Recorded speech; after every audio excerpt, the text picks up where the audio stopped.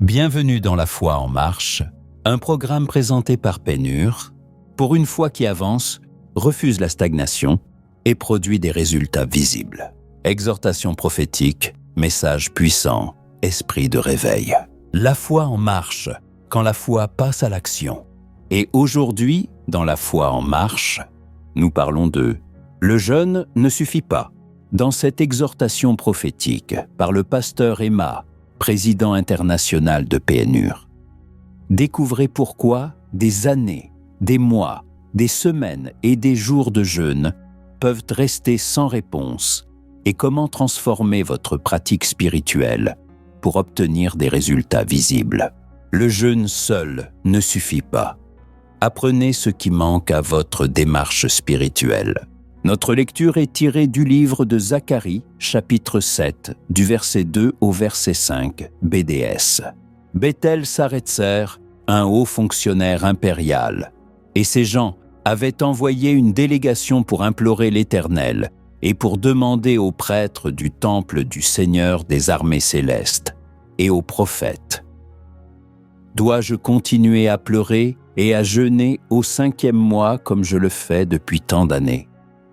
Le Seigneur des armées célestes m'adressa la parole en ces termes. Parle à toute la population du pays et aux prêtres et demande-leur. Quand pendant 70 années vous avez jeûné et pris le deuil au 5e et au 7e mois, est-ce pour moi que vous avez observé ce jeûne? Le jeûne est très important. Comme je vous l'ai dit dans la première vidéo que j'ai faite, le jeûne est une pratique universelle. Toutes les religions jeûnent, chacune à sa manière. Toutes les religions prient, chacune à sa manière. Et toutes les religions croient aussi dans les offrandes. Ce sont des pratiques universelles. Mais dans la foi chrétienne, nous allons un peu plus loin. Nous regardons davantage la vie de la personne qui jeûne. Notre attention n'est pas centrée sur le jeûne lui-même. Dans ce passage, nous voyons certaines personnes. Il s'agissait des enfants d'Israël. Ils étaient revenus de l'exil après avoir passé 70 ans en captivité. Ils ont déclaré qu'ils avaient jeûné au 5e et au 7e mois durant toutes ces 70 années. Maintenant qu'ils sont revenus dans la terre promise, les responsables du peuple sont allés voir le prophète et lui ont posé la question. Devons-nous continuer à jeûner? C'est une question que chaque croyant devrait se poser. Car, comme je le dis souvent, pour certaines personnes, leur foi est dans le jeûne, leur foi est dans la prière. Ils ne savent pas comment séparer le jeûne de leur foi en Dieu. Je veux vous faire comprendre que le jeûne, sans Dieu, sans une connexion avec Dieu, n'est qu'un rituel spirituel. Lorsque cette question fut adressée au prophète de l'Éternel, Dieu répondit, « Demande-leur, lorsque vous jeûniez depuis 70 longues années, était-ce vraiment pour moi? » Ils jeûnaient au 5e et au 7e mois, tout comme presque toutes les églises dans le monde jeûnent au mois de janvier. La Bible dit qu'ils faisaient cela depuis 70 ans. Et la question était, devons-nous continuer? Il y avait certainement plusieurs raisons et circonstances qui les ont amenés à se poser cette question. Et je veux dire à celui ou celle qui m'écoute aujourd'hui, le jeûne détaché de Dieu est impuissant. Quand j'utilise le mot « impuissant », je veux dire comme une semence morte ou comme un homme qui n'a pas la capacité de procréer. Si vous croyez uniquement au jeûne, sans chercher à savoir si le jeûne que vous pratiquez est en accord avec Dieu, ou si votre position devant Dieu est correcte pendant que vous jeûnez, ce jeûne-là est sans puissance. Demandons-nous maintenant, quelles sont les choses qui ont poussé le Seigneur à conclure que leur jeûne était impuissant, sans effet, incapable de produire un changement? Premièrement, lorsque vous dites que vous jeûnez, vous devez vérifier si vous êtes réellement un enfant de Dieu. Naturellement, le jeûne, que l'on soit chrétien ou non, a des effets. Il a des bienfaits sur la santé et il développe aussi certaines capacités spirituelles. Les occultistes jeûnent également. Mais si vous jeûnez en tant que chrétien, en tant qu'enfant de Dieu, et que le Dieu que vous invoquez est le Dieu de notre Seigneur Jésus-Christ, il est important de vous demander si vous êtes réellement un enfant de Dieu. Il existe des églises et des ministères qui prennent de l'argent pour jeûner à la place des gens. Je ne suis pas ici pour dire s'ils ont raison ou tort, mais comprenez que lorsque vous venez devant Dieu pour jeûner en tant que croyant, c'est vous qui devez vous approcher de Dieu. Dieu veut une relation de proximité avec vous. Pendant le jeûne, votre force physique diminue. Vous n'avez plus la même capacité à vous battre ou à vous quereller. Tandis que la chair diminue, l'esprit prend le dessus. Vous avez alors la capacité de vous rapprocher de Dieu. Vous pouvez recevoir des révélations, des visions, prier avec liberté. Les jougs dans votre corps peuvent être brisés. Alors, si vous demandez à quelqu'un d'autre de jeûner à votre place, comment pouvez-vous bénéficier de ces effets? Ce n'est pas la meilleure forme de jeûne. C'est pourquoi je vous encourage à consulter mon livre « Les bonnes manières de jeûner et de prier ». Vous devez apprendre à choisir le type de jeûne qui vous convient, même si vous avez des problèmes de santé, car vous devez jeûner vous-même pour en tirer la puissance. Ainsi, à la fin du jeûne, vous aurez obtenu ce que vous avez demandé à Dieu dans la prière. Vous aurez grandi spirituellement et vous aurez aussi bénéficié physiquement sur le plan de la santé. La deuxième chose pour tirer le meilleur parti du jeûne, c'est d'examiner ton cœur. La Bible dit quelque part dans Matthieu chapitre 5, verset 8. « Heureux ceux qui ont le cœur pur, car ils verront Dieu. » La pureté du cœur donne une clarté de vision. Si tu fais partie de ceux qui jeûnent pour punir leurs ennemis, ou de ceux qui jeûnent par vengeance, ou encore de ceux qui jeûnent pour manipuler Dieu, on t'a dit que dès que tu jeûnes, Dieu répond aux prières, vite, vite, et c'est pour cela que tu jeûnes. Je veux te dire que tu fais une grande erreur. Tu dois vérifier l'attitude de ton cœur. Je parle ici en tant que croyant. Tu dois vérifier si tu portes de l'amertume. Je ne peux pas assez insister sur ce point. Quelque part, dans Éphésiens chapitre 5, verset 26, la Bible dit « Ne vous couchez pas tout en étant encore en colère. » Elle dit aussi « Dans votre colère, ne péchez pas. Ne laissez pas le soleil se coucher sur votre colère. » Mais au verset 7, il est écrit « Ne donnez pas accès au diable. » Quand tu gardes la colère, tu gardes l'amertume. Certains parmi nous font des prières du genre « tue et enterre » et aussi des prières comme « Tout homme qui dira que je ne réussirai pas mourra ». J'étais dans un camp de prière quand j'ai entendu une femme prier. Elle disait « Toute personne qui dit que ça n'ira pas bien pour moi, que ça n'aille pas bien pour elle aussi. » Donc, si ça ne va pas bien pour toi, faudra-t-il que ça n'aille pas bien pour l'autre personne aussi? Non. Et vous avez tous les deux quelque chose qui ne va pas bien. Il vaut donc mieux suivre l'instruction de notre Seigneur Jésus-Christ. Quelque part dans Matthieu chapitre 6, ils sont venus vers Jésus et lui ont dit « Enseigne-nous à prier. » Et dans la prière du Seigneur, l'une des choses qu'il a mentionnées, c'est « Pardonne-nous nos péchés, comme nous pardonnons à ceux qui ont péché contre nous. » Si tu n'es pas capable de pardonner à ceux qui ont péché contre toi, si tu es en colère, si tu es amer, parfois ton mari t'a offensé, ta femme t'a offensé, ou tu as des problèmes avec des gens et tu restes amer, tu restes en colère, et tu es dans ce lieu de prière, cela va devenir un obstacle à ta prière. La prochaine chose que je veux encore mentionner ici, c'est ton attitude envers les autres. Ton attitude envers les gens. Dans Zacharie chapitre 5, le Seigneur leur a dit « Avant que vous partiez en exil, je vous ai demandé d'être bons les uns envers les autres.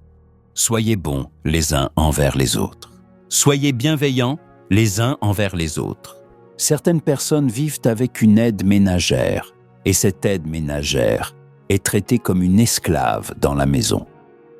Elle porte encore des vêtements sales.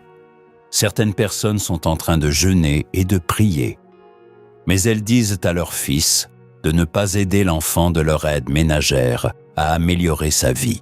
Elles ne veulent pas le bien des autres et elles jeûnent. Cela va devenir un obstacle à leur prière. Le Seigneur leur a dit « Je veux que vous soyez bons les uns envers les autres, que vous soyez tendres les uns envers les autres, que vous vous pardonniez, que vous vous aimiez. » Ce processus ouvre la voie pour attirer la présence de Dieu. Si tu es ce genre de personne, tu jeûnes, tu pries, mais ton cœur n'est pas en règle envers les autres. Cela va être un obstacle à ta prière. Tu vois, la croix du Seigneur Jésus-Christ a une ligne verticale et une ligne horizontale. La ligne verticale représente ta relation avec Dieu. La ligne horizontale représente ta relation avec les autres humains. Cela signifie que tu ne peux pas avoir une bonne relation avec Dieu en tant que bon chrétien si toi et les autres n'avaient pas de bonne relation. Et malheureusement, je dois le dire ici, beaucoup de pasteurs vivent dans l'amertume, ils vivent dans la haine. Peut-être que des membres de ton Église t'ont offensé. Et dans certains cas, je ne sais pas pourquoi, c'est devenu une habitude. Je ne connais pas les autres pays, mais je peux dire que dans beaucoup de pays en Afrique, les pasteurs mentent comme si c'était une langue. Je veux dire, comme une manière de parler. Ils te disent qu'ils viennent, alors qu'en réalité, ils sont en train de partir. Ils peuvent te dire qu'ils sont avec toi, alors qu'ils ne sont pas avec toi. Parfois, nous faisons encore cela à des gens qui sont venus chercher Dieu à travers nous. Et cela concerne aussi les membres de l'Église. Certains d'entre nous prient, nous jeûnons, et pourtant, nous sommes en colère contre notre pasteur. Il y avait une femme malade, et le pasteur priait constamment pour elle, mais elle ne guérissait pas. Alors le pasteur a invité un ministre invité à venir prier pour cette femme. Quand le ministre invité est venu prier pour elle, il lui a dit « J'ai une conviction dans mon esprit que tu portes de l'amertume contre quelqu'un. » À la surprise des deux serviteurs de Dieu, la femme a commencé à pointer son pasteur du doigt, disant que c'était son pasteur qui la mettait en colère. Et le pasteur a été surpris. Regarde maintenant cette femme. Elle était à l'hôpital, elle était malade. Et le pasteur priait pour son bien-être. Mais au fond de son cœur, elle portait toujours de l'amertume contre le pasteur. Si c'est ta situation, il est malheureusement impossible que tu reçoives des réponses à tes prières de la part du Dieu du ciel. Certains d'entre nous aussi font du commerce et nous escroquons les gens qui viennent t'acheter chez nous. Ils paient pour une chose et tu leur donnes une autre chose. Tu les manipules et tu les trompes. Et pourtant, quand ces clients viennent t'acheter, tu leur dis « Que Dieu te bénisse ». Tu leur dis « Oh, je suis un enfant de Dieu ». Et les gens font affaire avec toi en se basant sur le fait que tu es un enfant de Dieu alors que tu ne l'es pas à cause de tes mauvaises actions. Et c'est pour cela que Dieu leur parlait dans Zacharie chapitre 5 et chapitre 7. Il disait « Vous pouvez être en train de gaspiller vos prières. Vous pouvez être en train de gaspiller votre jeûne. » Je veux dire que c'est là la principale raison pour laquelle certaines personnes, après une période de jeûne, tombent malades, elles développent des ulcères, elles font un malaise, elles s'effondrent. Parce que l'onction requise qui devrait découler du jeûne, la présence nécessaire du Saint-Esprit, n'est pas là. Elles le font selon la chair. Elles le font par leur propre force physique. Ainsi, elles ne sont pas bénies. Et cette lubrification spirituelle n'est pas là. Je veux te dire ceci. Le Saint-Esprit lubrifie notre corps. Lorsque nous faisons les choses en communion avec le Saint-Esprit, notre corps est lubrifié, notre âme est lubrifiée. La Bible dit dans Romains chapitre 8, verset 11, « Et si l'esprit de celui qui a ressuscité Jésus d'entre les morts habite en vous, celui qui a ressuscité Christ d'entre les morts rendra aussi la vie à vos corps mortels par son esprit qui habite en vous. Le Saint-Esprit a le pouvoir de te lubrifier. Le Saint-Esprit a le pouvoir de t'enseigner. Le Saint-Esprit a le pouvoir de transformer la parole de Dieu que tu lis en une réalité dans ta vie. Si tu es sur cette plateforme, si tu es membre de la famille Pénure, tu sais que nous envoyons des messages chaque matin. Nous envoyons des passages bibliques à lire. Nous envoyons des sujets de prière. Et nous prions pour toi. Et nous faisons confiance à Dieu que tu lis ces choses, que tu pries et que tu écoutes l'audio. Mais si tu n'es pas connecté au Saint-Esprit, tout ce que j'enseigne restera un mystère pour toi. Tu ne pourras pas en tirer profit. Car Jésus-Christ a dit que lorsque le Saint-Esprit viendra, il nous enseignera, il nous conduira dans toute la vérité. Donc, la capacité de tirer le meilleur parti du jeûne, tu l'as perdu si tu n'es pas connecté au Saint-Esprit pendant le jeûne que tu es en train de faire. Maintenant, si tu fais ce jeûne avec nous et que tu continues à vivre dans la colère et la rancune envers ton mari, bien sûr, tu sais ce que tu dois faire. Tu dois choisir entre aller faire la paix avec ton mari ou perdre ton temps dans le jeûne et la prière. Si tu fais ce jeûne et que tu es un homme marié et que tu es encore en conflit avec ta femme, ou peut-être avec certains voisins autour de toi, ou même avec l'église où tu vas et que tu dis « Oh, dans cette église, moi je viens ici, je ne suis venu pour personne, je suis juste venu pour Dieu, donc je reste tranquille et puis je rentre chez moi. » Cela, c'est tout simplement de la malveillance. La Bible dit dans 1 Pierre chapitre 2, je pense dès le verset 1, « Rejetez toute malice. » Tu dois rejeter la malice, tu dois la déposer. Ces choses-là deviendront des barrières à tes prières. Si tu es le genre de personne qui a encore des problèmes avec l'autorité établie dans ton église, ou peut-être que toi et ta mère, ou tes parents, vous n'êtes pas en bons termes, simplement parce qu'ils ont essayé de te corriger, ce n'est pas bon. Nous sommes dans une époque où les gens n'acceptent plus la correction, et certaines personnes parlent en toutes sortes de langues, mais on ne peut pas leur parler, elles ne peuvent pas obéir à la parole de Dieu. La Bible dit, « Si vous êtes disposés et obéissants, vous mangerez les meilleures productions du pays. » Si tu te dis être un chrétien parce que tu peux parler en langue, parce que tu peux lire la Bible, mais rebelle, et que tu te dis « Oh, moi je n'irai même pas dans une église, je vais seulement en ligne, j'écoute des messages, et le pasteur Emma est mon pasteur. » Je veux te dire que tu es dans l'erreur. Tu dépenses ton énergie pour rien. Tu dois faire ce genre de correction. Tu dois te repositionner et faire les ajustements nécessaires dans tous ces domaines. Je veux aussi dire que si tu jeûnes, tu dois savoir comment croire à tes prières. C'est pourquoi je te dis d'écrire tes sujets de prière. Écris tes sujets de prière.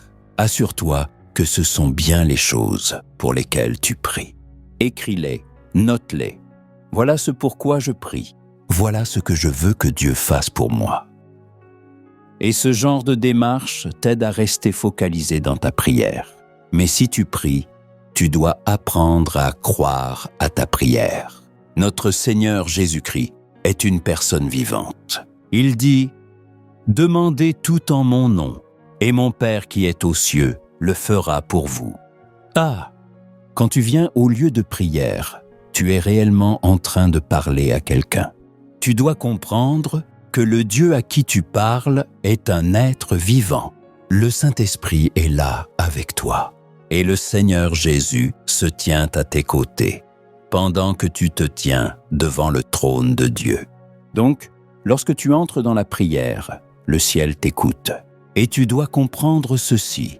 Dans cet acte de foi, crois que si Dieu entend ta prière, alors Dieu fera ce que tu lui demandes. Enfin, tu dois aussi reconnaître ton autorité en tant que croyant en Jésus-Christ. Tu dois savoir que lorsque tu lis un démon, le ciel te soutient. Et lorsque tu délies quelque chose, le ciel te soutient. Et tu dois apprendre à utiliser ton autorité en tant qu'enfant de Dieu. Tu peux demander mes livres. J'ai mentionné les 4 dimensions de la foi. Il y en a un autre, la quête de la puissance surnaturelle. Tu peux obtenir ces livres en me contactant. Je veux remercier Dieu de nous avoir conduits dans cette prière. Et je prie que l'onction de Dieu repose sur toi, alors que nous entrons dans ces 14 jours de prière. Je prie que chaque prière que tu feras reçoive une réponse. Et je prie qu'à mesure que tu montes dans le monde spirituel, tu reçoives plus de puissance. Tu auras plus de résultats. Tu auras un témoignage à partager après cette période de prière et de jeûne. Pendant que tu pries, la grâce de Dieu reposera sur toi pour terminer ces 14 jours de jeûne. Et tu partageras ton témoignage. Au nom puissant de Jésus, nous prions. Amen. Ici ton frère Emmanuel Nji Nwosu de Pénure.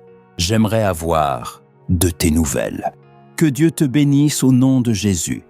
Amen. Avant de nous quitter, nous vous invitons à rejoindre notre groupe WhatsApp et notre groupe Facebook La Foi en Marche pour continuer à recevoir des exhortations, des enseignements et des temps de prière. Et surtout, abonnez-vous à la chaîne YouTube La Foi en Marche pour ne manquer aucun message du pasteur Emma et restez connectés à ce que Dieu fait au travers de ce programme. Restez bénis, restez connectés et surtout, laissez votre foi continuer à avancer. Dieu vous bénisse abondamment au nom de Jésus. Amen.